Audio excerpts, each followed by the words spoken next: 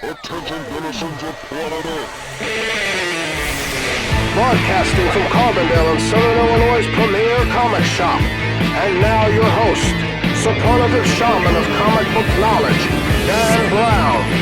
Flash the match signal in case of emergency for your host with the most on his mind, Matt Morton. Watch out, criminals. There's nothing funny to him about truth, justice, and the American way. It's Commander Harris himself, Scott Reed. And tuning in from the far reaches of no man's land, the mad scientist dream leader, Mike No.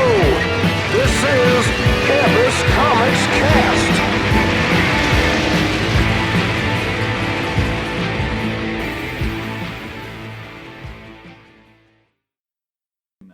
Hey guys, welcome to another episode of the Campus Comics Cast. This is the monthly previews review for stuff that's going to be shipping in May. This is the March previews for product shipping in May. So with me as usual is Dan Brown and Scott Reed. But also joining us is special guest Throwback from before I was on the show. So really, he's the OG and I'm the carpetbagger who showed up here. Soon to be starring in a New Gods movie as Big Bear. That's right, Big Bear himself. I'm Tyler Wright, Just waiting for him to cue in. but you all can call me Big Bear. That's right. Big Bear himself, straight from New Genesis. All right, so Dan, you have the date on when this is actually due. I do have I have some dates for when this is due because the catalog tells you March 18th, which is a good guideline to go by. We need them, like the orders have to be placed by March 26th. So we got a little bit of wiggle room there, but sooner the better with what you want to order. Better chance of us getting it. I always figured the best way to gauge this is it's the Tuesday before it's due. If you haven't gotten something in there by then, I come in at the end of the day on Tuesdays and help Mike pull the books. And on the Tuesday before it's due, he will give it to me. So if you come in after that, you're probably going to be getting it on the reorder. Otherwise, you should have plenty of time. All right, so we're going to roll straight through. I think we have a lighter catalog than normal this time for everybody, so it's actually kind of nice to have Tyler here because we get a little bit more input and fill this out a little bit. I'll start with DC like usual. DC. All right, let's roll. Page 1? I'm good. Death metal. All right, moving on. Hey. Although I will say, Batman on a Ghost Rider looking bat cycle with a scythe is pretty metal. Yeah, I like the Metal Reaper Batman. It looks like it should be on the side of a van in the 70s. Wonder I like Woman. that a lot. Wonder Woman with the Batman who laughs a skull on her knee. I saw people online complaining, why would Superman have to have knuckle dusters? Because there's that one that he has the brass knuckles on. It's not, you can't really see it too much on this one because the text is over it. But somebody asked, why would Superman have to have knuckle dusters? And Scott Snyder basically said, you have to read the book to find out. And as down as I am on Scott Snyder's stuff right now, I was like, dang it. Now I need to know why Superman needs knuckle dusters. I am really curious to see to what extent 5G is or isn't in this book. Yeah. So that is interesting to me. Death Metal? Even if Okay. they've said on Twitter that this is the beginning of the 5G stuff that is then going to go on the next page with Generation 1. Some of this stuff gets set up. That I suspect this might be where we get a little bit of aging. Although it sure sounds like a whole lot of that got pulled back when Dan DiDio. I guess I just completely viewed this as just a Elseworlds type of a story, but we can't leave that without talking about Wonder Woman using the lasso of truth to start a chainsaw. It's pretty fantastic. When Home Depot ain't got what you need, Wonder Woman's got the starter. Yeah. So page 4, go, Matt. Generation 1. I mean, I honestly don't have a ton to say. Okay. Yeah, so it looks like there's going to be some one-shot specials over the next few months leading into G5. I think it's interesting. Yeah. I think it is weird that we don't have, a writer. Okay. Yeah. It's an all-star team of writers and artists, which I don't know if that makes me feel better about the whole thing or worse. I think it makes me feel worse. Yeah. Because I would like it better if it had a gentle controlling hand, if you will. Yeah. If Jeff Johns was doing all these, I'd be like, oh, well, okay, I feel pretty good. But this feels like it's going to be like Scott Lobdell gets this corner. Yeah. Some big A-list writers will get it, and then some C-list writers will get all the rest of the stuff. Who's got time? Who can we throw on this real quick to get this done? Yep. You think Jim Lee will be drawing any of that? No. I think Jim Lee will draw a variant cover at best. Yeah. If you're lucky. So okay, so I guess it's all going to spin out of Flash Forward 6. right, is where what they're actually tying this to. And then the Generation 1 book is going to be free comic book day. A little bit. Here's a thing that you should consider if you're DC. Here's how not to sell a book. you don't take the only relevant part of a boring 6-issue mini and then put it in a different book with extra pages, which is what they did with Flash 750. The only part of Flash Forward that mattered was the very, very end. They took those pages, they added stuff to it, and put it in a book that other people were going to get anyway. Now, I get it because you're going to get a wider audience with the important moment, but it doesn't really say go buy the Flash Forward trade paperback. No. It's like, you already read the important part in Flash, so I guess you can skip that one. At this point, honestly, I just get on with it already. Yeah. Like, I'm so tired of hearing about rumors and leaks and what is and isn't going to happen. Just put the friggin' book out and let me judge it on what's actually being released, not the rumors about it. So do we think G5 will make it in September? I think something will make it in September. I think we will spend the next couple of months hearing rumors about what it was going to be and it wasn't. The same way that New 52, when New 52 launched, you immediately could go, there's no way you didn't plan to reboot Batman and Green Lantern and wuss out at the last minute, right? And then it turns out, yep, that's exactly what happened. And so that's what will happen with this too, I think. You'll be able to see where maybe there's like a character-shaped hole in the plot where you're like, I bet they were going to use blah, blah, blah, and didn't. And anytime DC tries to set a definitive timeline, they never stick to it. That always changes when someone comes up with a story idea. Just give me multiple Earths. know? Like, just give me multiple Earths. That's all you have to do. Yeah. Just So as of if it goes up to September where G5 comes out, so does that mean Generation X will then come out immediately after? Is that what they're talking? 5G? Or 5G? Yeah. So it leads up. So there's been a rumor for a long time that there's going to be some sort of, shudder to say the name, but convergence like Band-Aid mini in the summer that will sort of like smooth over the rough patches, the continuity. But I don't know. These one-shots feel like that's what that is too. Yeah. So I'm not sure. I'm actually really interested to see what gets solicited all summer long. And then, obviously July we'll get those solicitations for September. But this will all get really revealed. I have a horrible feeling that July's DC is going to come out with a whole bunch of TBAs because San Diego is not until the end of the month. And they're going to want to reveal all this to San Diego. It's going to say like Event Book 1 shipping in September, but we won't know what the heck it is. Top secret. So, right, Top yeah, secret. Exactly. Yeah, it's exactly what it is. Hey, 'cause didn't they do that with New 52? When there were a bunch of blanks on the previous catalog? Yeah, at the end of Flashpoint, it was like spinning out of Flashpoint 5. Yeah, and it kind of leaked and everybody kind of knew what it was, but you didn't really know. It's part of the reason all the books were underordered. People were like, well, is it really what everybody says it's going to be? Yes, it was. So hot take is which villain or which hero is going to be the villain in the G1 book? Who's your pick? Anybody got a pick? I mean, it's got to be a go. Well, I would got say I Golden want to Age. say maybe, not necessarily. If Yeah. we're saying Superman and Batman are 70 years old now or whatever, it may not be Golden Age. Well, it says here one of the Golden Age. It says in the copy that which hero of the Golden Age makes a shocking transformation into its greatest villain. So the real question is, who's the least important Golden Age hero? Yeah. The least important Golden Age heroes that someone would still recognize. You know what I mean? Like, I'm sure you can find somebody super obscure, but Yeah. so what, right? So it's got to be a JSA member that they feel like they can use. It's not Jay Garrick. It's not Alan Scott. I think it's gonna be Alan Scott. You think? That's my pick. I have no basis for that. That's my pick for who it will be. So The only reason I would have said no was because his origin was such a big part of Doomsday Clock in the reveal in the end. So I would say it. But I mean, look, if I were going to pick one of the JSA to do it, I'm with you. I mean, he's got a really powerful thing and he wears a vampire cape. Feels like he's already halfway to a villain as it is, right? So he has a powerful mystical artifact and a vampire cape. there you go. Already in it. So what if, like, though, Tell us if it's not they Wildcat, ended up I'm making him the bad guy, if Doomsday Clock is in continuity with this, and he ends up being the bad guy when Manhattan brings everything back, and he brings him back, is there a possibility that there's like some little tangent that splits off time where something happens with him? And I don't then even know he's if like, Doomsday Clock counted anymore. Yeah. So It does. So It does because the Kents are alive again, and everything other than the Alfred died, which is straight up a DC problem. You know, he wasn't supposed to actually stay dead, and so of course that's what Jeff Johns wrote. And then DC was like, nah, he did. So everything else from the end of it, I think, is more or less kind of happened. Right now, we have a big, mushy bunch of, hey, how does this make any sense in the DC book? So, like, the Kents were Superman just visited their grave not terribly that much long ago, and now they're just, like they got better. here. Right. Yeah, it didn't take, basically. And same thing with all the Young Justice and Teen Titans. They're just kind of here. So that's the stuff that you'll actually see get resolved in the theory.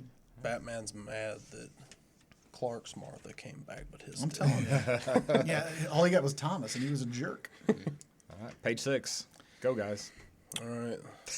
Let the gushing begin. Let the fanboy gushing Batman: The begin. Adventures Continue #1. So we're getting a new mini series set in the animated series continuity. My concern is this is just a way to shoehorn in these new action figures they're doing. Yeah, because it says Don't care. You know, Don't care. but we'll we give him do. to But me. you know, we got Paul Dini and Alan Burnett writing it. And Ty Templeton. So yeah, where's Rick Burkett in this? Come on. Well, you know, we only got one issue. You never know. But great cover, Dave Johnson cover, and then Yeah. an amazing Dan Mora variant. Yeah, I want all these covers they're doing. I'm gonna buy them both. with this book coming out, I'm pretty excited about it because when I first started coming back to the store, because I'd come in years ago when I was a little kid and just picked up a few things here and there, but when I came back when I was in college, the first books I started buying was the old Batman Adventures because they were self-contained, one-shot kind of issue stories, and you know, They were all really good for a long time too. I mean, even the bad ones are pretty good. well, If I'm being honest. But like the series started off really strong. The Gotham Adventures was great too. Yeah. I like Gotham Adventures a lot. Well, and the Batman animated series is pretty much the big key thing that brought me back into reading books because it's I the thing that played got the me into Arkham Batman in the first games. place. Yep. Yeah. And I was like, man, I like these voices. And then I went back and noticed the show, and I started reading these books. And so I'm pretty excited about this book. Is the show older than you? The show's older than you, isn't it? I was born in '94, and I think it So, yep, debuted in 92. what, 92. Yep. Good God, Tyler. Just a baby. So this You don't know.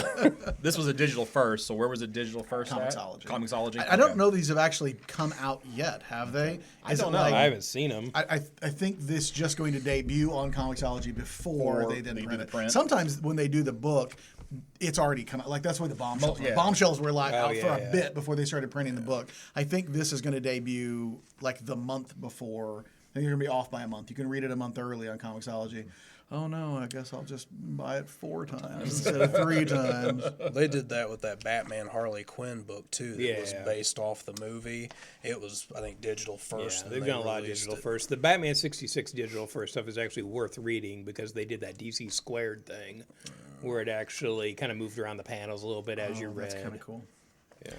Something else about this Batman Adventures Continues is last time Matt and you guys had talked about how there's not that many good Batman books or DC kids. books for kids. Yeah. Oh, yeah. This is the perfect book That's to give my a kid. only complaint with this is that it says 1 of 6. Yep.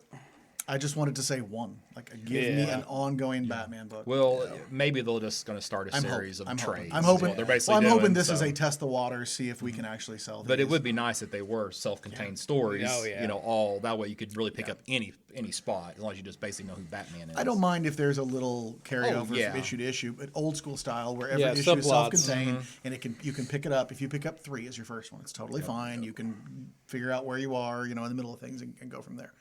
But I do think this book's probably going to include a lot of this toy line stuff because they say yeah. right here that Almost this is the first time you're going to see Deathstroke in this Yeah. setting of Batman, and it's like, I hope they don't do Batman who laughs because it's No, like, they're oh, gonna. But There's a toy. They're gonna do it. Yeah.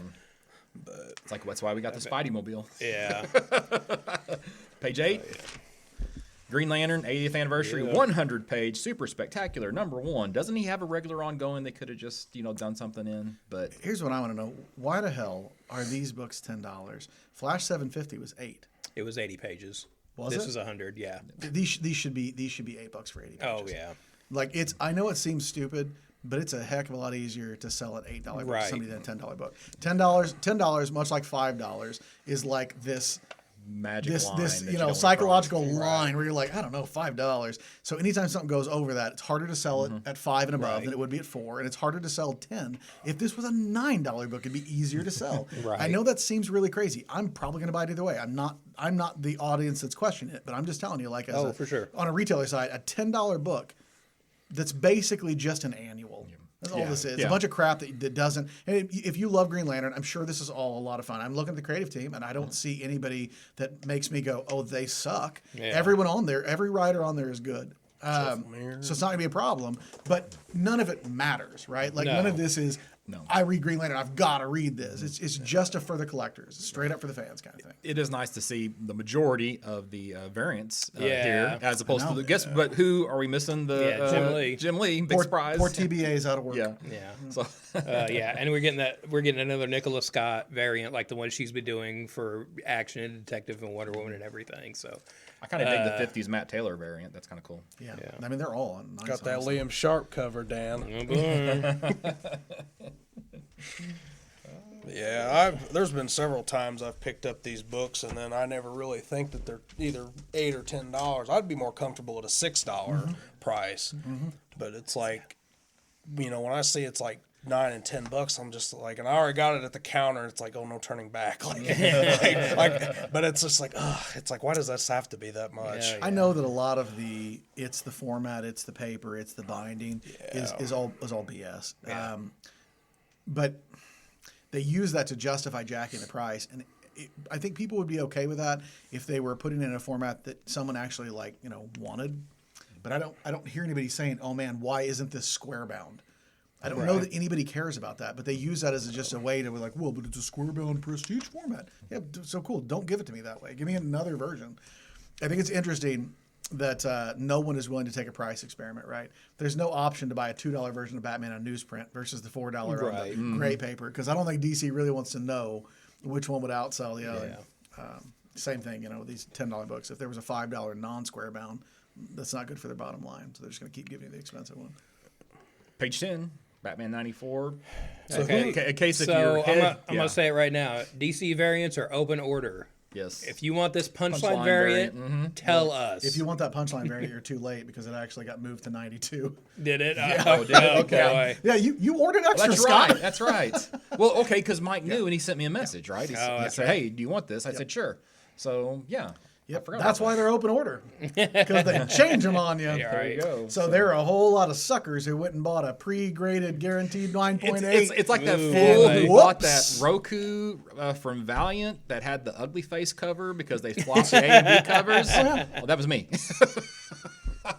Oh, I thought you were making fun of me for buying No, multiple covers. I was no. like, oh yeah, I probably did do No, that. no. Oh yeah, you did do that. yeah, I forgot yeah, about that. because they switched the covers on me. Yeah. So, okay. I'm just used to anytime there's a Valiant joke, it's at my expense. No, that I'm one like, was- I that one was expected, on me. and That one was welcomed on this. me, That's so. true. That was you. Ha! All right. Oh, and by the way, Feeling issue really 95 starts the Joker War. So. Yeah. Which my question is, Which didn't will we just wrap up at have 100. like a Joker War not War too of Jokes long and ago? Riddles. Yeah, Yeah, that Tom was- King's yeah. run. Yeah. A little And I different. wasn't that into that. And before that, we had Death of the Family, which was Joker having a war on the Bat family. Hey, in case you haven't heard, Joker's hot right now. Hey, that's cool. I like Joker, but it's like sometimes. So page 16. Anybody have anything for that? No, my next thing's 25. I Oh, got 12. I got 12. Tyler and I both are getting the same thing. Smile Killer. We're getting another issue of Jeff Lemire's Joker Killer Smile book. I suck at remembering what the measurements on comics are, but I think that's regular comic size, right? What's it say? It's 8.5 by 10 and Yeah, that's about right. So they did it in the oversized format, and they're doing the prequel in the regular. I would love to think that this is just the end of the oversized format because I think people hate it. Right. But it's, It's probably a little not. bigger. That's a little bigger. Is it? Yeah, because it's like 8. So, yeah, because 8.5 is the size of the previews catalog. Oh, okay, so maybe it is. Yeah. Maybe it is the Or- oversized. Okay. 8.5. Well, this way, yeah. Tyler, what'd you have to say 8.5 by about 11. Yeah. What? I know we were both had a comment Oh. on Smile Killer. Well, I haven't actually read the book yet. I'm waiting to read it all in one thing because I feel like I could read it better that way. Because a lot of stuff reads better to me if I sit and read all of it at once. I think that- feel like that's one of them. that Having read might. the book, I would agree with that. So, but yeah, I'm definitely looking forward to it. Jeff Lemire, there's a lot of stuff I It's that like. size. It's that size. Okay. Oh, Yeah, is so it? it is oversized. Cool. Yeah, it's basically 8.5 by 11. So, yep. So page 16, DC needs to keep the Man-Bat trademark, Trademark, going. yeah. So, but we're getting a cool Kevin Nolan variant on there, so there's that. I was gonna say the main cover. I just have it tagged as MAF. I just wish that they would Marvel style it right because you demanded it. That always makes me happy when they give you something that, like you can't think, like Yondu got his own book. Right. Because you demanded it. No one demanded a Yondu Right. book, man. No one demanded a Man-Bat book. Having said that, I'll pick it up and flip through it, see if it's any good. Page 18, you got the third issue of Strange Adventures, which is out now, the first issue. So come pick it up. Fantastic.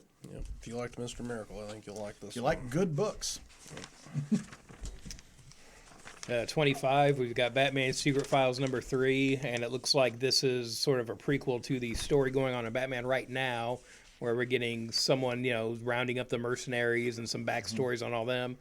Again, maybe something that could be in the main title, but, we'll see. Yeah, at first I thought, oh, this would be a good pick. It's going to have some new characters in it, and no, they're all previous characters. So I have no actual comment on either of these books, but man, the A cover on 26 and 27, the Clayton Henry Batman Superman cover with the Ultra Humanite is fantastic. And then the Sean Murphy doing kind of like an animated style Catwoman on Catwoman 23 is also friggin' legit. Page 43, Nightwing number 72. We've got another something. Punchline appearance, so Yep. if you're getting them, get that one. Yep. Because that'll be the one everyone forgets. and that's probably. part of Joker War as well. That's when we're going to turn Rick back into Dick. Yep. And that's right. a time that I can't be censored for saying that. Because that's his name. I got something back on 37, Justice League 47, or 37 on Justice League 47. I've been reading the new Robert Venditti Justice League. I'm not too impressed. Yeah, I'm not either. I was really hoping, because I really liked Freedom Fighters, Yep. and I was hoping maybe that he might turn it around a little bit, but it's still the same old doom and gloom. And how many more times do we got to get the Eradicator? We've had the Eradicator like 3 or 4 times in the last few years. The other thing is that entire book, his whole run is going to be set before Scott Snyder's whole run. It's a prequel, so it means nothing because it didn't matter. And no offense to Robert Venditti, if he's listening, he's not.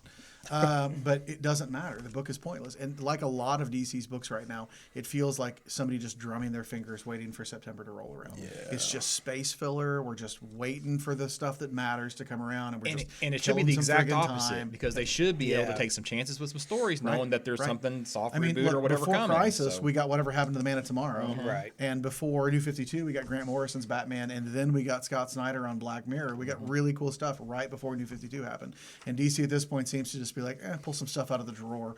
See if the interns want to get a writing credit kind of stuff. It's just... See, I was talking to Atchison a while back because him and I were on the phone. We was talking about this, and we had discussed that they need to come out with a Justice League book, even if it's just on its own. Have it to where it features at least 1 or 2 of the main leaguers in each issue. Like each issue would be its own self-contained story, and make them kind of like Brave and the Bold issues or something, to where it's like 1 or 2 of the main leaguers with some of the other leaguers. It's just kind of like how Justice League Unlimited was. Yeah. I think, because then you'd get kids that would probably want to read it because it'd be a good kid book. You don't make it so dark and make it fun, because like Batman Brave and the Bold, the show was great. You could tell really short stories that way too. Exactly. Yeah, that's a smart idea. That's what I think they need to do with Justice League for a long time now. I don't hate it. I don't have anything until 76. So. I don't have anything until 87. Well, 55, we've got the new issue of Daphne Byrne. I just picked up the first issue of this, and I'm really liking this. Just great. Kelly Jones, kind of Victorian horror. This is like right up his alley. I'm really looking forward to this book now. Let's see. Next thing I've got. Oh, on page 63, we've got some new facsimile editions. We're getting Green Lantern 76, with the Green Lantern, Green Arrow team up. The Danny O'Neill, Neil Adams. And we're also getting a facsimile edition for the old 70s Man-Bat number 1, which was drawn by Steve Ditko. And it was like a 2-issue series that he did back in the day. So it's like Ditko didn't do a lot of DC stuff, and this is one of them. Then we've got this month's Dollar Comics. We've got Metal, Dark Knight's Metal number 1, because Death Metal's coming. Like, you didn't just read that. But we do have Batman Adventures number 1, from back in the day with Ty Templeton and Rick Burkett and Kelly Plunkett writing. Really good story. We've got Stars and Stripes number 1, because the TV show will be starting up soon. Then we've got some Absolute Swamp Thing. What else? Oh, on page 70, we've got Legends of the Dark Knight, Matt Wagner. And so this collects a lot of his miniseries, like he did the Monster Men and the Mad Monk story. And then just like Riddler, the Riddle Factory, and the Legends of the Dark Knight 28 through 30, which I think is the Two-Face mask story. That was pretty good. Oh yeah, I remember those covers. And from I was back in the always day. like, why is it a 3-part Two-Face story? That's a good point. Page 76, you've got the trade collection for Flash Forward. The title here, Who Watches Wally West? I wonder what they're riffing on there. But so this again is supposed to help lead into G5. So I don't know, pick it up maybe, or just read Flash 750. Yeah, like but Matt as said. I said earlier, Yeah. you could just not do that. This, if you want. this is obviously DC's attempt to make up for Heroes in Crisis. Almost has to be. Did you read Flash Forward? No. I don't know that I would say that it is. Oh, okay. Do you know how it ends? No, but I'll It probably ends. read It it at some ends point. with Wally sacrificing all of his emotion and his humanity. So I don't know how much it made up for Heroes in Crisis. yeah. It just So where's it the turned him hope into a go? different Yeah. a different thing. So he's He- Metron then. Yes, Yeah. he became he takes Metron's chair, but Oh, okay. Metron's chair also has Dr. Manhattan's power in it, which is a throwback to way the hell back with the Justice League or the Darkseid War, where it nuked Owlman. Remember it yeah. when he said it was like a little blue smoky pile. So that's how far back this is supposed to have referenced. Yep. So Dr. Manhattan's post Doomsday Clock, Dr. Manhattan's power resides in Metron's chair, and As Wally's opposed to the little kid that he put Correct. it into. Correct. Okay. So again, I still don't know. I think he just made him. himself into the kid. I don't know that Okay. the kid's supposed to be like, godlike power, but he's supposed to have Dr. Manhattan's power in the chair, and then it ends with him like sensing the presence of someone else who has godlike power on the other side of the galaxy, and he's like rocketing across space and time in the chair. And that's how it ended, with everyone going, yeah, but who the hell is that? Yeah. And we don't know, because I guess it'll be something from the Generation books, I guess. Oh, okay. So, yeah. Well, next month in the You catalog, can we're going feel my enthusiasm for this, by the we're way. gonna have something else that goes back to Dark Side War that'll finally be coming out. Page 79, we've got Justice League International Omnibus Volume 2. And this isn't the final cover, but they're reprinting an old Bart Sears cover here. And this always irked me because it is the heroes looking up at like a Godzilla-type monster, foot coming down on them. But it has a film strip around it, and it's not a repeating image. Bart Sears has talked about this and says that was something that was added post him drawing it, and it bothers him too, apparently. That's a good point. Yeah.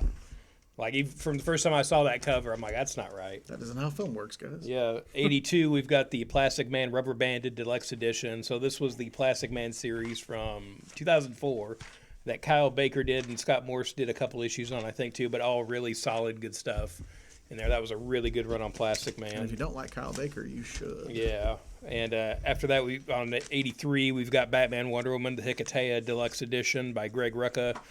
I mean, this was an okay story when it came out, but do we need a deluxe edition? They Of it. reprinted some of Rucka's Wonder Woman in the Dalek books too. It's kind of weird. Yeah. I mean, look, I literally, we just talked about this. It's my favorite run on Wonder Woman, and I do love it. But I don't know. It's kind of oddly throwback. Maybe because Maxwell Lord, they're going to reprint a bunch of that stuff anyway. So because it's in the movie. Oh, cool. You have the same statue mark as Yeah. I do. Go ahead. So we got the DC Designer Series, Catwoman by Art Germ statue. It's based on his variant cover featuring the animated series style Catwoman. It was a cool cover. This is just the thing that irks me of painting the shading directly on like that. You know, it highlights it just like a real harsh line like that. I'm not a fan of that. I know I'm not, I might be the only one, but it just irks me with a three-dimensional piece. I'm going to buy that statue. Yeah. I get what you're saying, and I Yeah. don't disagree, but I'm going to buy that statue. Yeah, it does look nice. After that, we've got some Batman Adventures Continue action figures, which I think is why we're getting this mini-series. But we've got a Batman think Who you're wrong. Laughs and Vampire Batman in here. So I'm sure those will be in the book at some point. Got a really nice Frank Cho Poison Ivy too on page 92, and a really creepy bat monster that is based on Greg Capullo's art from one of the Court from of way Owl back, books. yeah. That's like that was always Again- one of the bizarre covers. No, Right. I remember getting that issue and being like, "Oh, this is not in here at all. What the hell happens to Batman? Oh, nothing. It's just the cover, I guess." But again, if you're collecting the Batman black and white statues, you've got over 100 of them now. Jeff. And this is like, I think it's kind of a cool variation. It is. For that kind of thing when you've done so many of them. Yeah, it does amaze me that they just don't run out of ideas. Right. It's not all covers, but some of it is. It looks like he's doing the Thriller dance. It kind of does. It does. It's a really good. So point. we're moving on to Marvel catalog. Sure. Sure. Hey kids, you like Empire? Yeah, got 23 You plus like pages spelling of it. errors? Oh no, they say there's going to be an explanation. Yeah, for why it's called that way. Mark Waid already owns the title Empire. That's the That's- explanation. Yeah, and also it's so they can have Empire Strikes Back someday and it not be a Star Wars book. My first thing's 24, so if they got anything before I 24. have literally nothing in the Marvel catalog. That's where I am on Marvel right now. I've on page 12. Again, it's an Empire tie-in that maybe doesn't need to be, but we've got a new Squadron Supreme book by Mark Waid. Aren't they all Empire tie-ins that don't need to be? Probably. Pretty much. But again, I would rather see this as a standalone series because I bet Mark completely Waid agree. would have a good take on the One of Squadron two. Supreme. Great. You know, Thanks. yeah. And then that'll let you do a new number 1 afterwards, and it'll say spinning out of the events of Empire, Yeah. a new number 1. Another thing we've got is this the Union miniseries by Paul Grist, where it looks like he's creating a bunch of new like British characters. Where, good Lord, British comic fans are not happy. Really? I don't know if you saw any of that or not. Yeah, he was a whole thing about how Union Jack is not. Basically, how they don't represent. It's just England and not all of the United Kingdom and blah blah blah. blah. No. And he was like, "It's the point of the book. It's in the book. Please read the book." I make a Right. point of that. I understand that. Yeah, like I'll give him the benefit of the doubt. He's Yeah. written enough good books with completely between like Kane and Jack Staff and like Mudman, which I think I'm the only one that cared about, but it was a good book. You're the only one's ever heard of it. I've never heard of it. I've heard of Yeah. Kane and Jack Staff and have a bunch of those, but Yeah, and then Fantastic Four. We looks like we've got a tie-in issue with the monthly book to Empire with the new Fantastic Four coming and back. Ghost which- Rider. Oh yeah, it's the new Yeah. FF. Yeah, So it's Ghost Rider, Wolverine, Gray Hulk, and Spider-Man. I just saw Ghost Rider on the cover and I was like, yeah, of course. He's right front and center there. Getting a new Juggernaut miniseries because Baby. again they got to copyright, keep the name. It is at least a. Oh, it is yeah. at least a mini. And Yeah. it's When Fabian they- Nicias and Ron Garney. Yeah. So the only thing I see as an issue with this one is I'm sure that the Deadpool movie version of the Juggernaut is going to play into the Oh, you think so? characterization of this. I could see that. And because Fabian Nicias did a lot of early Deadpool stuff too. Yeah. So it's that concerns me a little bit, but. Ron Garney's generally a pretty solid artist, Yeah. so And I then like- you get a few like pencil pages of what some of the book's going to look like. pretty. and- Yeah. and I can't decide if this other character on page page 26, if this is a new character or this is someone who already exists. Yeah, in Marvel. it's hard to tell. Yeah, I mean, Better 'cause it's- speculate on it just in case, Scott. Yeah, I think I probably will. Probably so, pick a few yeah. up. just in case. So yeah. So after that, we've got X-Men 12 Facsimile Edition. Is this the first appearance of Juggernaut? Yes. Okay, so it's Yeah. reprint of that issue. My next thing is 34. I don't know what page this Okay, is. so 'cause- page 34, you got Oh, Giant yeah, Size yeah, yeah. X-Men tribute to Ween and Cochran. So basically what they've done is, I guess they've kind of given Cochran the short staff on this one, or short stick on this one, because they're using the same story but having other people pencil to provide the art for basically recreating Giant Size X-Men 1 with additional art, or new art, I guess. Same story, new art. Is he alive to complain? I can't know. remember. I Well, didn't think neither so. is Neither that's, of that's them why are. it's No, I know Lynn Ween's dead. Yeah, Yeah, they but I both. couldn't remember if they Dave both are. Cochran was dead, Cochran's too. been gone for Yeah, quite a That's while. what I was don't thinking. remember. I thought he died when I was working I, there, maybe. I like this idea as an artistic experiment. I don't need this to be a regular thing. No, and I don't need Marvel to be reissuing old books with new art. Well, this I one think I'd will like to see sell, more and than they'll be one. doing a lot more. I'd like to see more than one page per artist, though. I feel like that's basically about what we're getting is one Yeah, page no, per it artist. is. And that's just so jarring in a book when it's every single page you've got a different art style. Yeah. It just it sometimes makes it tough. I don't know. I see what you're saying with that. I don't have a problem with it because it means more artists can contribute. It would be nice, though. I agree with him. I if feel they like- picked an artist whose style was like copacetic but different, and you'd be like, well, it looks like it used to, but different. It's like a different interpretation of it. But having I feel 32 like- different artists or whatever, Yeah, I is feel like gonna if you be- just get one artist, though, then you're just remaking Yeah, the then you're just- issue, yeah. and then like, what's the point? I mean- well, I've got the original. what's the point of You this? know, I don't know. That's that. I mean, It's the 45th anniversary, Matt. Yeah. What other point of course. does there need to be? What do you get for your 45th anniversary? You get a do-over. Keep that one in mind for your 45th anniversary, Scott. My next thing's not Tell till Mona. 84, so God, Marvel needs to learn how to number. yeah. And DC's getting worse about it. Yeah, 56. So we've got all these new Marvel's X, Marvel snapshots. So it looks like, I don't know if they're just kind of doing what Alex Ross wanted to do before he went to Dynamite, just overseeing a bunch of books. But this is kind of what it feels like, where he just wanted to kind of shepherd ideas and kind of oversee like a line of books. But it looks like that's kind of what's going on here. I don't know how good any of this stuff's going to be. On 68, we've got Amazing Spider-Man number 45, and they're bringing back the Sin Eater, apparently. I thought he was in like last month's catalog. There was a special. Yeah, in there's last month's something, yeah. catalog, that sets up some Sin Rising, and I don't know if it's a crossover, if it's just a giant Spider-Man story. I think it's just a giant story in Amazing, maybe, but I feel like, though, somebody should have taken more time designing the Sin Eater's outfit and look, because every time they bring him back now, it's just so bland. looking and kind of generic. And I felt like it was just supposed to be a throwaway thing back in the day. Yeah. And it's just like for some reason, they can't update how he looks. I think it's because they have a hard time coming up with a costume that says "I eat sin." Yeah, there's that. Better than, schlubby guy in a mask. Right. On 74, we've got Amazing Spider-Man number 101 facsimile edition, and so this is the first appearance of Morbius, ahead of the movie. Again, this is $4, still cheaper than you'll buy that real book for. Oh, yeah. And if you were looking for the real book, you missed your chance. That's right. You could have been here Saturday and picked it up from Mike, but it was gone pretty quick. Oh, I'm sorry. It's the Amazing Spider-Man 101 facsimile edition as it's listed here in the catalog. That's totally different. Yeah, my bad. I don't. What's throwing me is the black dot. Yeah, in the I upper wanted to bring that left-hand up. corner. So it's Yeah. over the price. Yeah. Somebody didn't just blur it out or put a square over it. They had to put a black dot on it.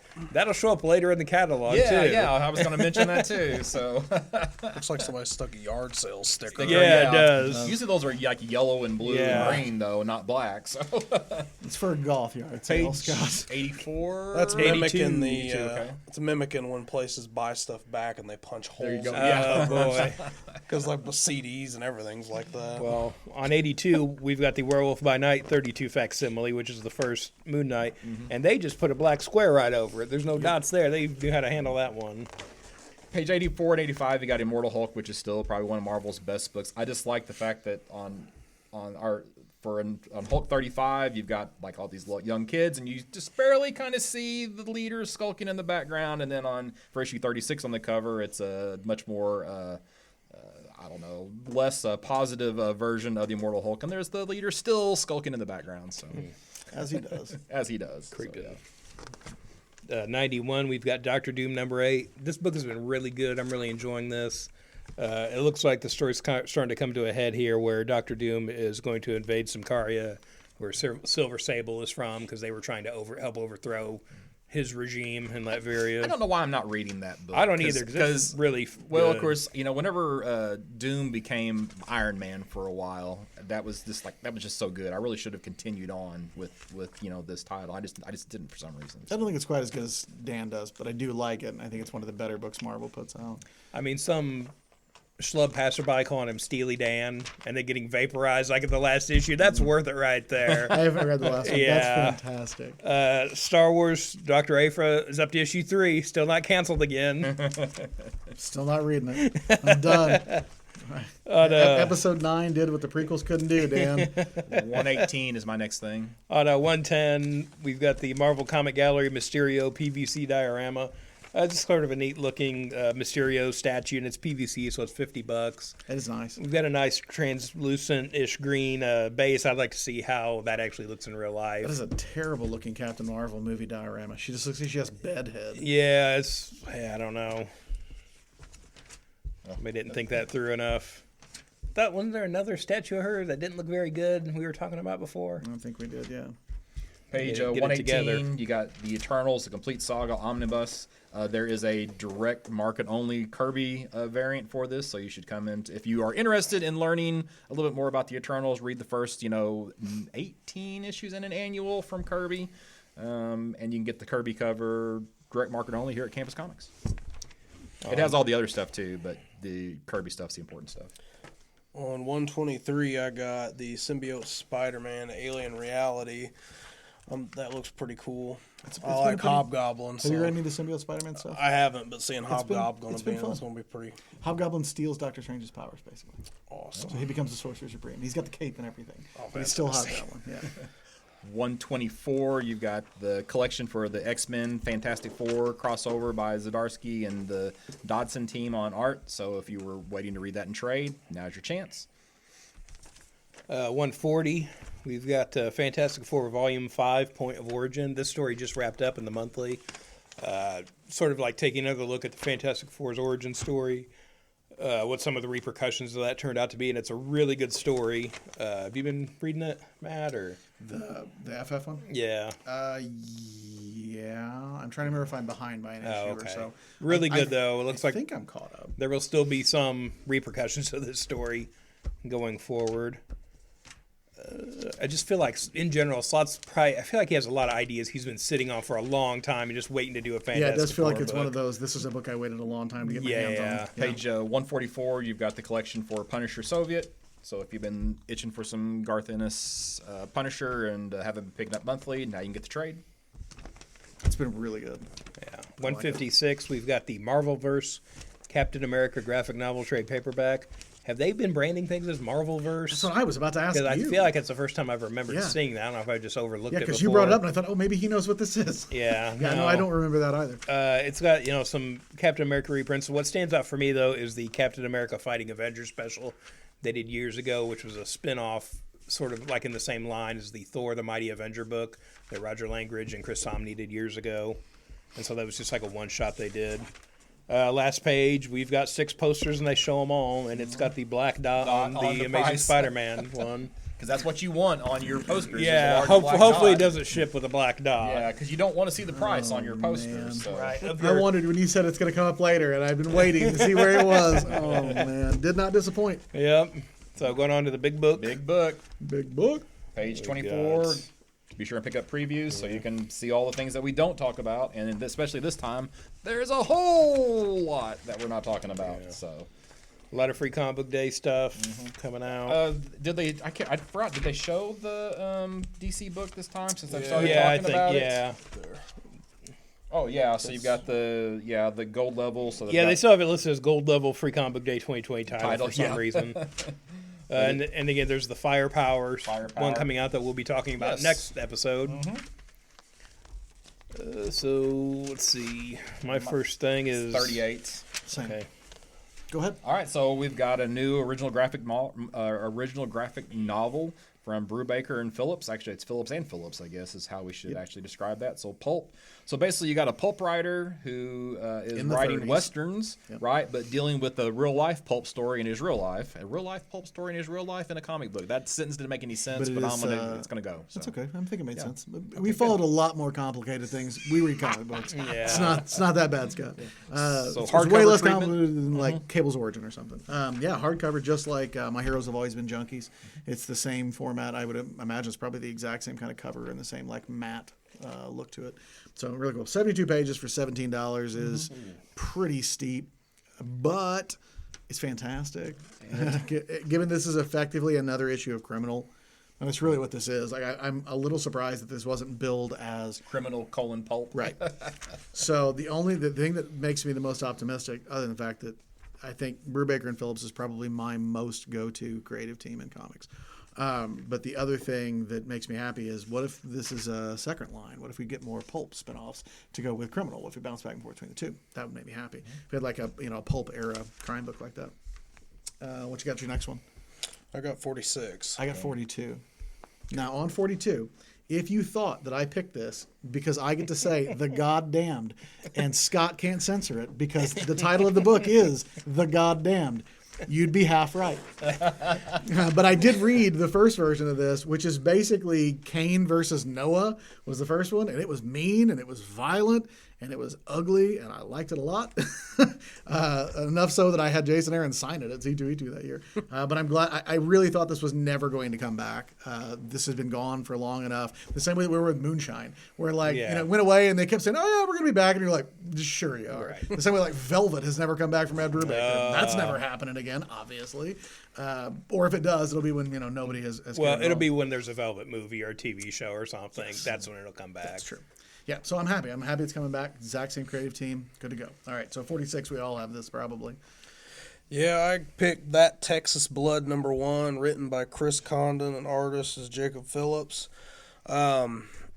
To me, I read the little sampling pages they give you, and I don't know, the old man came off as Sam Elliott. I could see them. Like, Oh yeah, 100%. like I could see this getting Looks like him, and optioned you can for a almost hear show. it, right? Oh, like the Yeah. first few like boxes you read, it's like I read it as Sam Elliott, and of course Sam Elliott's awesome. So I could see them optioning this for some kind of show, and I was like, it seems like it could be a Breaking Bad or some kind of show like that. And then in the little review at the bottom, there's somebody that says that it's similar to Breaking Bad. Like if you like True Grit and Breaking Bad, you might like this. So Cool. Yep, I'm in for it for sure. I'm gonna buy both covers too because cover B is a Sean Phillips cover. If you don't know, Jacob Phillips is Sean Phillips' son. That's why it's Phillips and Phillips on pulp. It's pencils by Sean, inks by Jacob. 55 is my next thing. 52 is mine. A Man Among Ye. It's a pirate book about Anne Bonny, and I'm a sucker for pirates in general, historical pirate stuff. And Anne Bonny was a real person, and this has got art by Craig Shermack, I think is how you say his name, and he's fantastic. So I'm really excited for that. And the variant cover by? I'm not saying that one. That looks like it's, like Poland or Ukraine or something. And Well, I'm not going to attempt. I could probably make an attempt, but I'm not. Well, it's the artist of Harleen. Harleen, and was it Sunstone or something like that? I don't know. I don't Okay. read that, Scott. Well, I don't either, but I thought it was titled as so. My next one's 79. 55. We finally have another issue of Die. So hooray! How long's it been? It's been 3-4 months, maybe. Yeah. He did say he was So- taking a break, but you do always wonder when it's like a short break. And it's been a long time since we had Saga. Yeah. I like when they go on a brief hiatus, you're like, is it though? Is it though? Sex Criminals went away for a long time too, and it's finally coming back and finishing. I think this is probably Kieran Gillen's like his pet project because they actually wrote a whole role playing game system for this universe. He's a big tabletop role playing guy. Yeah, so anyway. it's like I think he's pretty invested in it. So this will hopefully be around for a long time. So On a 58, Moonshine is still around, and they are continuing the next story. I know. So we're not getting a 6-month gap in here. So I don't know, is it regular monthly now, or I've been how long do you think that buying it. goes? I've been buying it since it came back, but I haven't been reading it because it was so long that I don't remember what the heck was going on. I think so. I you're have to fine. go. What do you think? Yeah, Okay. yeah. I was thinking about trying to dig the issues back out. But yeah, I don't know. I'm all for just more Moonshine if we get it. my next thing's 88. I got 79. Yeah, I got 88 too. Oh, all right. All right, 79. I talked about it when it was in the catalog the first time, and the issue 1 finally came out, and it was really fun. On the Stump, #1 came out. Mike was like, I don't know who this is. And I said, Mike, it's a book about punching and politics. And he goes, oh, yeah, it's yours. Yeah, it's definitely mine. But it's like a parallel universe where American politics are decided by people who, like MMA style, fight on top of a giant stump. They punch each other, and whoever wins the fight, their side of the bill gets passed. What a world that would be, because we both know the president can't take a punch. So that would be a lot of fun. But the book was good, and it also feels super optionable for something like Amazon Prime, right? If you're looking for something that's kind of like not quite taking itself too seriously, but is fairly adult, yeah, it'd be an easy option. All right, 88's the next thing. 88. Yeah, right. We Go all ahead. got it. Yeah, they will. Some Go. Tyler. Somebody who's not me, talk.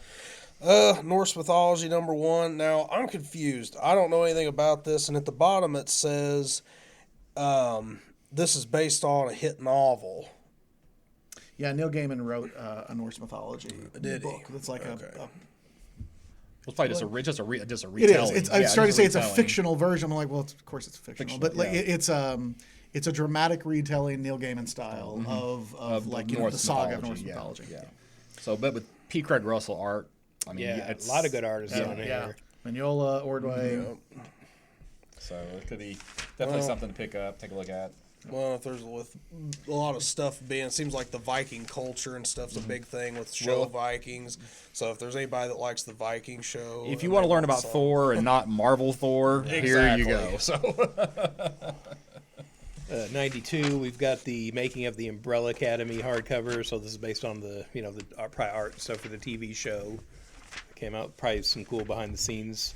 my next Sort of thing is things not in till there. 371. What? So Mine's on 144. Oh, slow down, Scott. Yeah. Well, on 95, we've got the third issue of X-Ray Robot.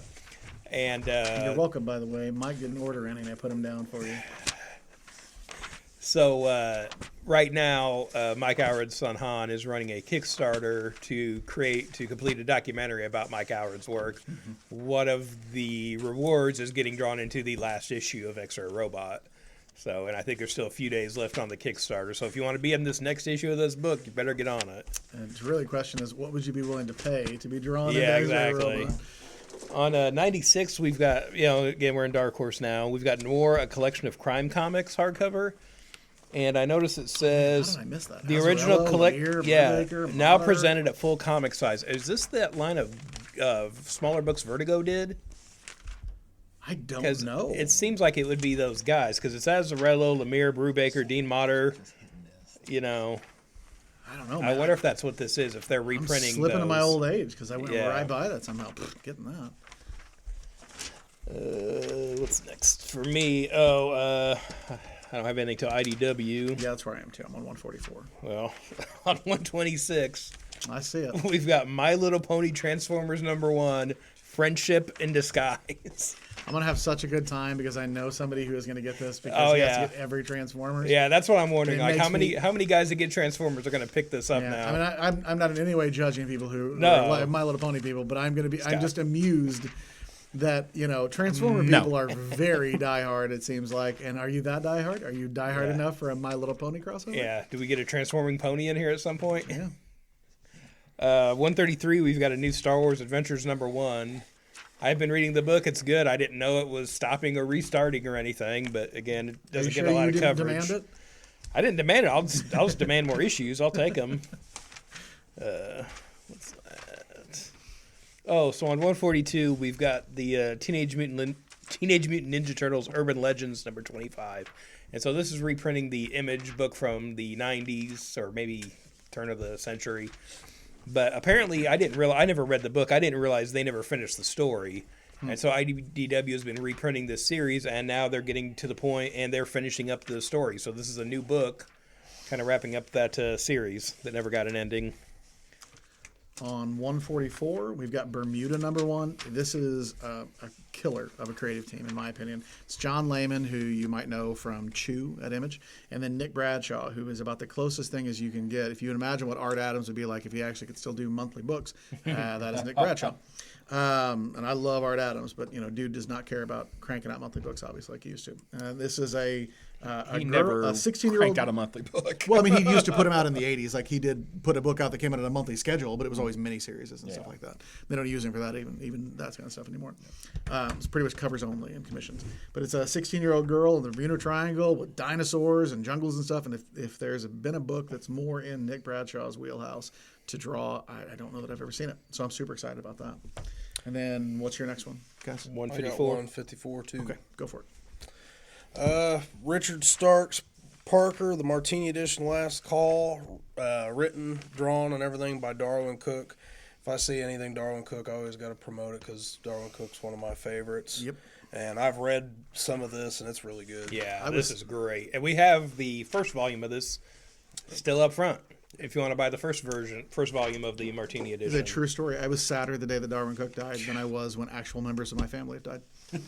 Like I heard And I about, don't say that like as to rag on them. It's just I felt more impacted on a personal level of never getting a Darwin Cook book ever again than I did, some relatives I didn't know that well. And 158, we've got a new hardcover of Godzilla: The Half Century War. I haven't read this, but I hear good things about this. It gets good reviews. I've read some of the Godzilla stuff that the IDW does because my buddy Deppy reads a lot, and he won't let me borrow them. And there's some good stories out of that stuff. 159, Scott, can you speak to any of this here? We've got Rom Dire Wraiths. I've been so disappointed in the in the IDW ROM stuff that I don't even care anymore. Well, the Dire Wraiths were like a Marvel thing, right? Yeah, they were a Like, Marvel thing, but it was just part of the thing he fought, the Dire Wraiths. That was even Right. That's just What do you want to know? What do you want to know? I'll tell you. Imagine having standards about ROM comics. Hey, He gets nothing for so long. Right. Yeah, And he's I know. like, well, this isn't good enough. So it's the same way with Micronauts. You Yeah. know? Scott loves his rom comics. I do. I mean, I'll probably buy it, but yeah. So. On 160, does anybody remember what number? No one will. Does anybody remember what issue G.I. Joe Real American Hero was on last time? Do you remember I was saying that I felt like they were going to cancel it at 275 and they were talking about building to a conclusion? Well, we have an issue, but it's not actually an issue. It's just a reprint of G.I. Joe 26 and 27, which was the Snake Eyes origin from the 80s. And I'm real curious. Does that take the place of Real American Hero this month? Yes. Huh. That's my point. What page is it? On 160, we've got G.I. Joe #9, which is a new book. And we've got G.I. Joe, a Real American Hero. G.I. Joe, a Real American Hero, Snake Eyes, the origin. Again, because that Snake Eyes movie is coming out. that Yeah, they're doing. but there is, I don't think, unless I missed it, there is no Real American it would Hero be in with this those, one. I would think. So now I'm real curious to see next month's catalog to see if there's a Right. book in it. And there'll probably be 276, and we'll be like, can't imagine- stupid Matt was predicting something that didn't exist. But I'm just like, I can't It's just imagine they not wouldn't there. announce this is the last issue of that book that has run for so long. Yeah, kind because of nobody thing. would ever not announce their last. Well, that's what issue. I was going to Walking say. Dead. or Marvel, that just books just don't show up Yeah. anymore in the catalog. That's how they go away. You know they're canceled when they don't show up for 2 months in a row. You're like, oh, okay, I guess it's just done now. So I'm not like excited about it. I'm just sort of curious. Like, is that what's happening? I have nothing until 246. I'm on 185. Go. You're all up. So I don't read the Red Sonja Vampirella meets Betty and Veronica, I but buy it. I wouldn't say I Just read for it. the covers. I buy it because I'm an Archie completist, Well, which is yeah. a thing, apparently. well, I have a Bill and Ted variant cover that's pretty funny. I like Bill and Ted, so I thought that was cool. But one of the things is like I was telling you the other day, with all this Archie horror related stuff, how has there not been an Archie goes to Camp Crystal Lake and fights? I don't know. I've been thinking about that since you brought that up. Archie meets Jason has to happen, right? Like that's the how Archie's met the Punisher, the B-52s, the Ramones, and Predator twice. I want Archie meets the aliens and Archie goes to Camp Crystal Lake. It's so smart. You're so right. Because well, I mean, it sells itself pretty much because It you got does. the group of Riverdale kids. They go to Camp Crystal Lake, Yeah. break Only down thing- or something. The only thing I will say is we all know that, and for Scott's delicate sensibilities, we'll PG this. Certain activities typically precede the murdering, and you're probably not going to get that in the Archie Goes to Crystal Lake. And that's fine. Having I just said want- that, I feel like you can probably work around it. If they worked around it, I would be happy. I would- If I it's would be just very- Jason and the if it's kids, just a one shot. Like, give me a one shot. That'd be great. exactly.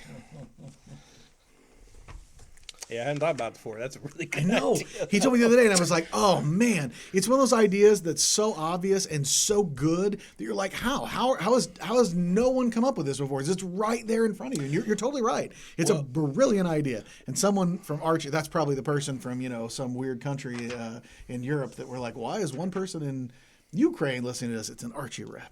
He's mining this for gold. Do it. You can have that IP for free, Archie. Just put the book out. 232. Anybody have anything before that? I got 216, which is another Bill and Ted reference. They've got Bill and Ted box set that collects Bill and Ted's Most Triumphant Return, Bill and Ted Goes to Hell, and Bill and Ted Save the Universe. And then at the bottom, they got Bill and Ted Archive, which I think is just adaptations of the first two movies. Is that the Evan Dorkin stuff, maybe? Yes, On that it is. from Marvel back in the day. I'll probably look into getting these. I'm a big Bill and Ted fan, and especially because the new movie comes out this year. We got a third Bill and Ted movie, and a lot of people's like, "This is stupid. First Why you do you got him want in a this?" I'm Walmart like, commercial, and now you got a movie. I'm totally all for it. Scott would have been like, "That's not the Walmart commercial I wanted for my ROMs." 236 from Ablaze. I don't know if this came up last time, maybe, but the Sumerian, Sumerian. Red Nails #2. Yeah, it came out. So they're coming out now, apparently. They're showing all the variant covers, and they have one listed as Superman parody, which is totally Dark Knight Returns #1. But so how's that a also, Superman also parody? it's kind of a Wonder Woman movie trailer parody too, a little bit. Yeah. It's like it's a parody of a parody. Right. Yeah, that's interesting. Copy and paste is great. 246. Anybody got anything for that? I I got promised 250 I wouldn't actually use the curse word on this one. On 254, we've got the third issue of Billionaire Island. The first issue just came out. Did you read it? Yeah, really good. Liked it. I'm I really saw some liking people that. say that it was a little too much exposition. It was a little bit too much tell not It's show. first I agree. issue. I agree with that. Well, it did. It tried to do a lot in the Yeah. first issue.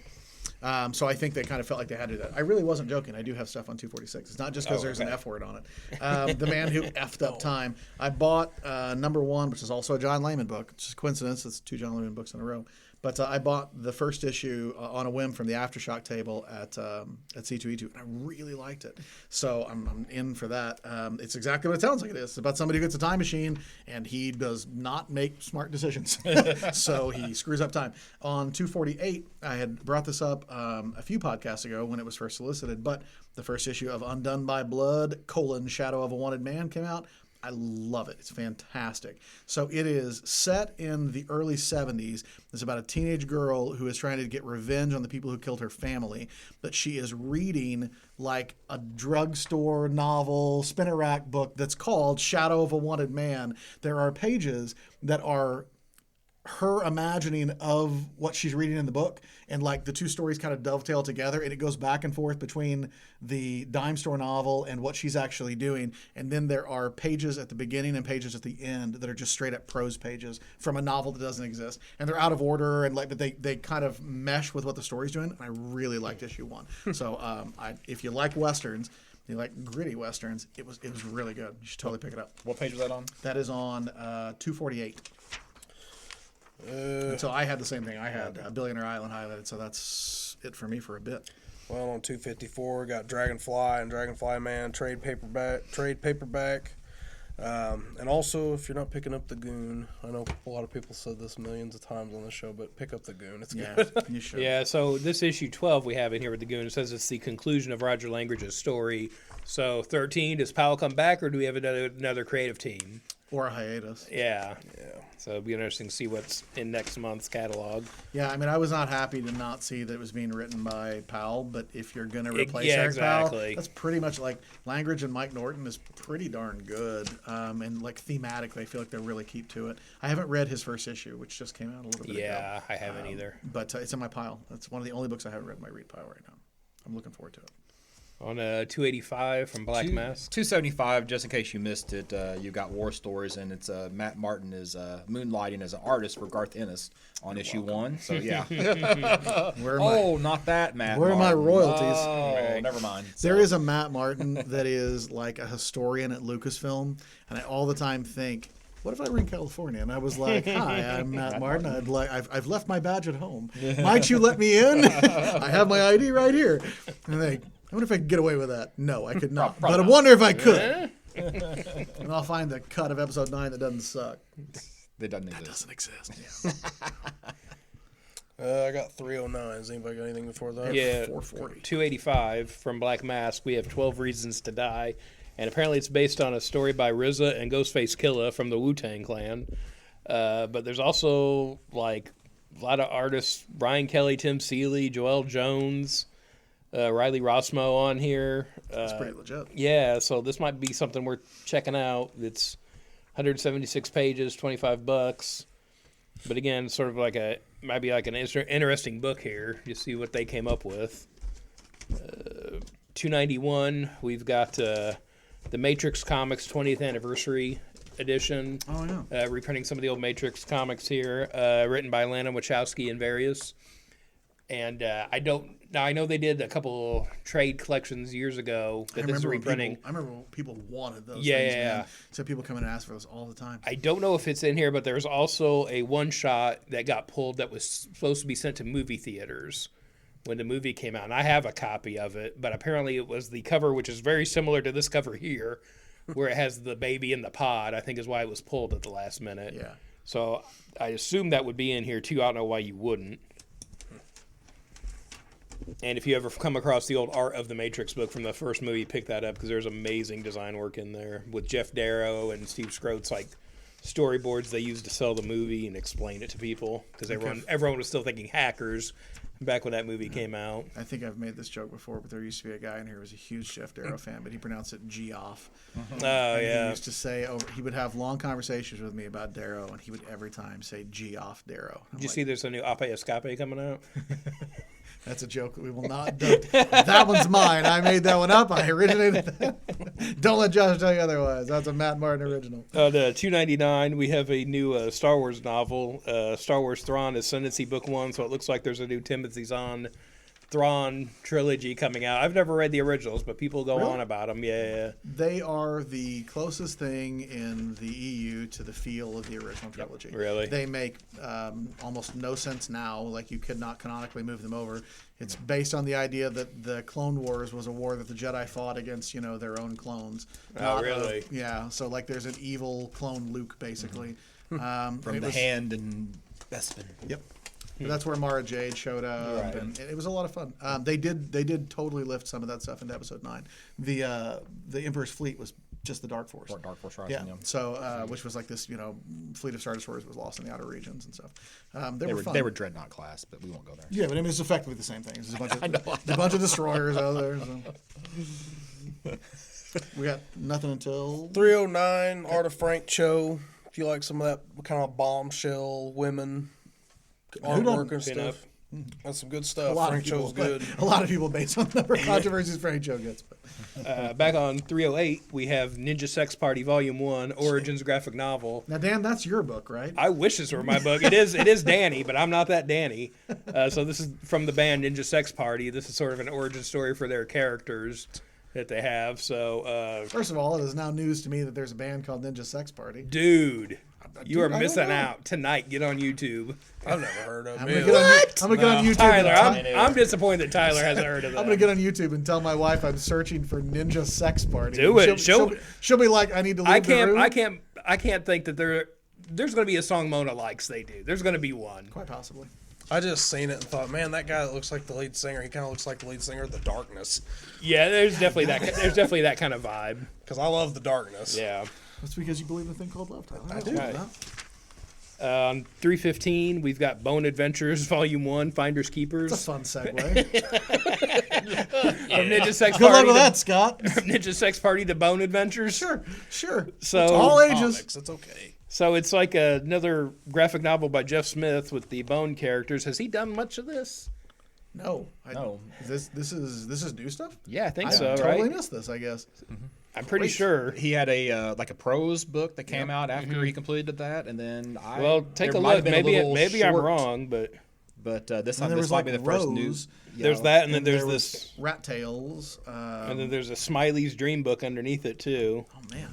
So I assume this is new Bone stories. Wow. Okay. Good eye. Oh, on 333. Well, 323, you've got the 7 Lives of Alejandro Jodorowsky, and the only reason I even know this name is because there was a point in like the 70s where he was going to try to make a Dune film. So there's a really cool documentary about him trying to remake Dune. Has like the animatics and stuff for Yeah. the rough stuff they worked on, right? And it was, and the story that he was supposed to do was really good until it got to the end, and then it completely fell apart. You know, just like the real movie. Just like the real movie, yeah. So, but anyway, so there's a biography on him. If you are familiar with what I'm talking about, then this might be something you want to pick up. On 333, this has been released before, but we were getting Henry and Glenn Forever and Ever, and so this is a collection of stories that posit Glenn Danzig and Henry Rollins as a couple, and there's some fun stuff in there. It's not for everybody, and apparently nothing is. Apparently Henry Rollins will sign copies of this if you hand it to him. Glenn Danzig will not. Turns out, so maybe try that out. And then come on this podcast to tell us about how Glenn Danzig punched you in the mouth.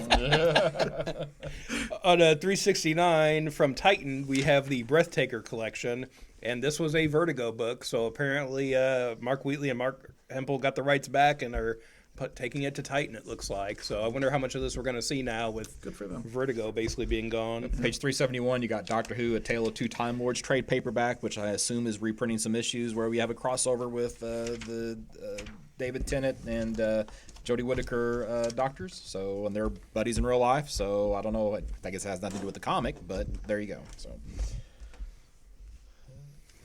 I don't have anything till 441. So Man, you're on 440 as well. You excited Yeah. about these beanies?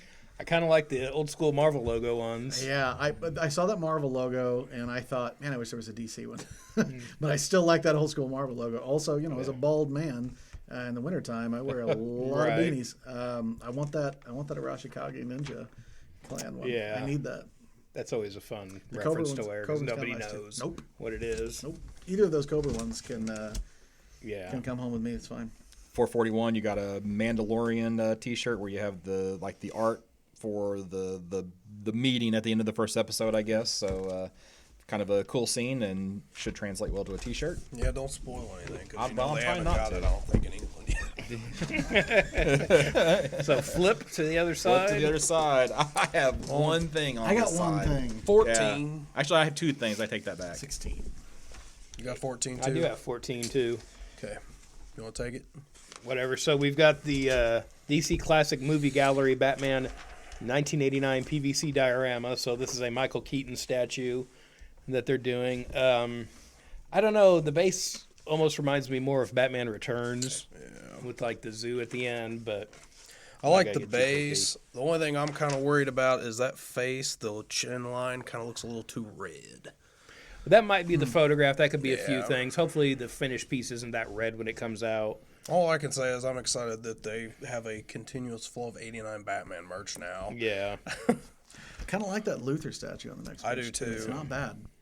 Except the one where he's facing us looks like he's holding a dandelion in his hand. Let's have an energy blast. Well, it's like how many statues of Superman have we got with the Daily Planet globe? And now we're getting a Luthor one, too, where it's like a damaged I don't version. have that much Luther stuff in general, and, Yeah. and when you do, it's not always in his power armor. Yeah. On 16, it's my last Yeah. thing. I really like that half-scale Batman animated bust. Dan, before this was one of the things that you had commented on not liking the Yeah. shadiness painted on. But then have a Joker that matches it, and well, that's probably it. I guess I have to have those now because that Joker looks fantastic. I love the base, the little circus Yeah. tent base. So there's the So- Batman that's come out, the Joker, and then they Batman's show. not actually come out yet, but it Oh, has okay. been solicited. Okay. We've ordered it. And then there's a Harley and there's Quinn a Harley they show. coming soon. Yeah. Honestly, I wish they hadn't. Look, I assume if they make Batman and Joker, they're going to make Harley. I wish they would have given me like Catwoman or Two-Face or something else. Two-Face I know would be there's going to be a awesome, Harley. right? Show me the other one, so Right. like I know how deep I'm getting in on on this line of statues. On 33 from McFarlane Toys, we're getting a Bloodshot movie figure that's got a pretty good likeness of Vin Diesel there. Does. Let's see. Oh, on page 47, so we've got some of the new Batman Spin Masters toys that have been released. Now, these are already hit retail. What's interesting here is it looks like they're a little cheaper here through the catalog, which is usually not the case because we have the Batman 4-inch action figures at $7.99. And I'm pretty sure these are $8.99, maybe $10 at retail. You're probably So right. that's surprising that it's actually cheaper in the previews catalog. That never happens. It's probably a typo. Right. I got 51 and 52. On the bottom of 51, we have a small Ghost Papa Emeritus, the second mini statue, which I'm a huge Ghost fan, so that's pretty cool. I've already bought the pop. I doubt I'll get this, but that's still pretty cool. There's Papa Emeritus merch out there, which Ghost is the metal band where he's pretty much the anti-pope, which they just crowned a new Papa the other night. So, and then on 52, I'm pretty excited about these Halloween 2 Michael Myers and then the double pack Laurie Strode and Dr. Loomis figures that NECA's doing. There's a lot of NECA stuff I've really started to buy. And one of the things was the Toonie Terrors is really cool. I really like those. These are really nice figures too. I have the Jason from Friday 3. They're nice boxes. They got the cool covers that flip over. a mask and has a machete. Yeah, Okay. not a bag and overalls. He doesn't look like a hillbilly. I was just making sure that everyone at one. Yeah. Machete. Yep, that's the classic first appearance of where he's got the hockey mask, and so yeah, these are cool. I'll be excited to check these out, and then also more Bill and Ted figures next to those. On 56, going into the Funko section, we've got the Avengers Endgame Iron Man glow-in-the-dark vinyl figure. So this is kind of from the end climax of the movie where he has the gauntlet on his hand, and I guess it's his chest glows in the dark on that. I'm buying this. On 58, we have a bunch of Mandalorian ones they're doing. It's interesting because it's like the Jawa's face looks like it's bandages. So we usually don't get detail when we get Jawa faces on action figures and things like that. I feel like, have they ever straight up shown what a Jawa looks like? Yeah. On 62, we have Batman 80th Anniversary pullback cars. So these are different little wind-up sort of versions of different Batmobiles from the years. And they're all $5. So I was like, I might actually get these. Those are cool. 89. I'm not happy about No, this. me neither. So if you're wondering what we're groaning We've about, already had many discussions about Yeah. this. Yeah. Hex Jim Lee Portfolio Collector's Backpack, which there was supposed to be a limited edition one that was only available on. It's supposed to be exclusive to the Kickstarter that I backed. Mhm, And I've got right Dan, here with yeah, me. and Dan talked me into backing it as well. And guess what? They've got the exact same artwork on one, and I feel like it's even cheaper here. I don't remember. I think this is a little more. Is it a little more? I think Okay, so. I'd have to go back and double check. But yeah, this bag is also available from Sideshow right now as a limited edition. They're saying I don't know what they mean by limited edition because they keep making them. Feels very unlimited. Yeah. Especially with all these companies selling it. Yeah. So yeah, that's more than a little Oh, frustrating. Yeah. Yep. I think that's it for me. 99 got Matt had sent me a message on this game, so now it's being solicited from WizKids. Blade Runner 2049 Nexus Protocol card game. So He said, Matt sent me a game, and I was like, Matt did? a text about the Did game. Matt forget what he was texting people again? No, I totally did. That did happen. But this is like a hidden identity game, so I assume it's going to play something like Werewolf like or Mafia. Resistance Yeah, or Werewolf. Yeah, Yep. Something along that line. So you basically take on a role, and so One it's- person's the replicant, and everybody else is Blade Runners, Now, basically. what's weird is that this one is for 3 to 6 players, and most of those games are from like Yeah, you really 4 can't. to 12. Yeah, so you really can't play it with like So I fewer than think- 5 people, in my opinion. So I think this is actually probably going to be closer to Resistance than it is to Werewolf. Is my suspicion, because that's a game that plays with a smaller set of individuals. Blank covers, not a whole lot this time. Batman: The Adventures Continue 1, Green Lantern 80th, Shadow Man 1, and Robin Hood. That's Robin Hood with a Y. Justice #1. So, anybody got a book they're looking forward to? Batman Adventures continues. Yep. I'm looking forward to both of the books by Phillips, Pulp, and that Texas Blood. I also would like to once again draw your attention to The Goddamned, which I do think will be good, but I also just like the grit on Scott's face. I know he's probably going to bleep these, but I feel like I can get away with it right now. I'm happy about those. I'm really looking forward to Smile Killer too. But if I had to pick one, man, that's a tough call between the Batman animated and Pulp. I'm happy to see Die coming back, so Die 11 is Yeah. probably mine. Yeah. Investment book.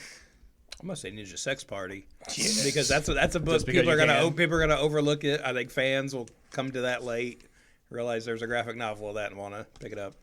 Man, I don't know. I really struggled with an investment book this time, so I mean, let's be honest. It's probably an issue of Batman that has a first appearance that DC hasn't bothered to I'm not announce tell yet. anybody yet. So Well, is that Punchline? Is this going to be her first appearance, or has she already appeared? Because I'm already behind appeared. on Batman. She appeared in Hell Arisen 3 for yeah, her so first cameo full in the appearance. '89, and And then now we gotta look forward to Clown Hunter. Apparently, Yeah. All I know is I didn't like Joker's daughter, so any of these oh yeah, extensions, this is not gonna be what That's- people are expecting it to I be. don't remember who it was online that pointed out that essentially Punchline is just Joker's daughter, which was incredibly popular and jumped in price for all of about 2 months. And then everyone went, oh, they're not doing anything with her and she's kind of boring. Yeah, all right, great. Yeah, I still want that first Harley, though, right? yeah, oh yeah. So yeah, it was tough to come up with one. So yeah, so I don't think I really have one. All right. Slim Pickens is Yeah, it wasn't a great catalog this time especially with Marvel doing all the Empire stuff. So that really kind of messed things up. And of course, it's hard to get excited about DC until they finally do something, So, all right, we done? I think so. We're That's done. it. We're back in 2 weeks with a review of the advanced copy of Firepower. And then probably by then, at least you and I will have seen Bloodshot, right? Well, if I can find it in the theater, since it's not going to be playing in Harrisburg. And Tyler, if he can come back and join us. Yeah. Maybe. There's a possibility I might, but I'm not going to say anything. Okay, we don't wanna jinx it. So, I don't and wanna then jinx it. also we're going to do a Robin story. Is that still on the docket? So try to do a Robin story. Maybe finish up our New Gods fan casting. Fan casting. Yeah, I Do the definitely apocalypse wanna side be of here for that. things. Yeah. So, yeah. All right. Good time. Until next time, Dan, where can we find you? Online at Detective651 on Twitter, Instagram. Coming soon to Facebook with an account that I control. No. Dan will say very controversial things on Facebook, let me tell you. Scott Reed, you can find me at birdcomics.com, BURGcomics.com, Instagram, Facebook, eBay, wherever. I'm Tyler Wright, and you just maybe find me here at the store at some point. He's not riding that giant motorcycle around New He Genesis. thinks that internet is a that's a Internet's passing for fad. suckers, yeah. It's a fad. Well, I have Facebook, but I usually keep it private, so You're the smart one. Yep, I was saying that's usually a good I idea. don't like people knowing my life and what goes on. Kinda like, Facebook is not your therapist, Tyler. That's always good advice to remember. And I'm at Wookie Copilot on pretty much everything. So we will see you in 2 weeks, guys. Take care.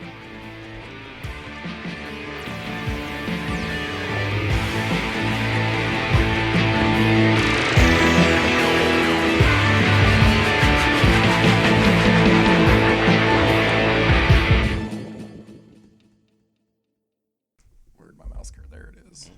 I had to disconnect the mouse because last All I could think of Yeah. Clown Hunter was Clown Hunter or Clown Puncher. I'm sure he'll be punching some clowns. That's what I'm saying.